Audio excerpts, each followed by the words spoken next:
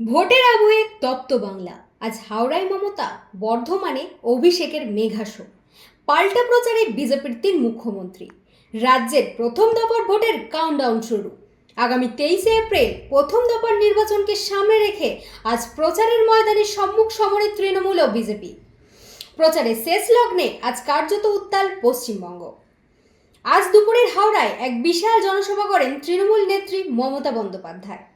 কেন্দ্রীয় বঞ্চনা এবং এনআরসি ইস্যুকে হাতিয়ার করে কেন্দ্রের বিজেপি সরকারকে কড়া ভাষায় আক্রমণ করেন তিনি ভোটারদের উদ্দেশ্যে বলেন, বাংলার নিজের মেয়েই বাংলাকে রক্ষা করবে। অন্যদিকে পূর্ব বর্ধমানের এক বিশাল রোড শো করেন তৃণমূলের সর্বভারতীয় সাধারণ সম্পাদক অভিষেক বন্দ্যোপাধ্যায়। রাস্তার দুধারে উপচে পড়া ভিড় সামলাতে পুলিশকে রীতিমতো হিমশিম খেতে হয়। উন্নয়নের খতিয়ান তুলে ধরে তৃণমূলের জোড়া ফুল চিহ্নে ভোট দেওয়ার আর্জি জানান তিনি। তৃণমূলের প্রচারের পাল্টা জবাব দিতে আজ বাংলায় প্রচারে নেমেছেন বিজেপির একাধিক হেভিওয়েট নেতা। গেরুয়া শিবিরের হয়ে আজ ভোট প্রচারের ঝড় তুলেছেন ৩ রাজ্যের মুখ্যমন্ত্রী। হেমন্ত বিশ্ব শর্মা।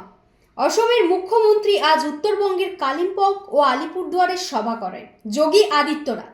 উত্তরপ্রদেশের মুখ্যমন্ত্রী মালদহ ও মুর্শিদাবাদের হিন্দুত্ব ও উন্নয়নের বার্তা নিয়ে জনসভা করছেন। মোহন যাদব। মধ্যপ্রদেশের মুখ্যমন্ত্রী পশ্চিম মেদিনীপুরের দলীয় প্রার্থীর সমর্থনে প্রচার সারেন।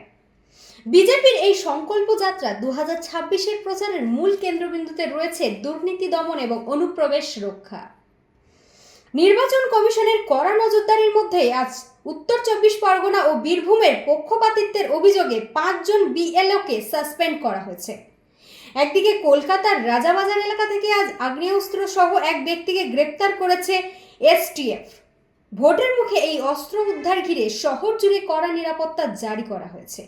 নমস্কার।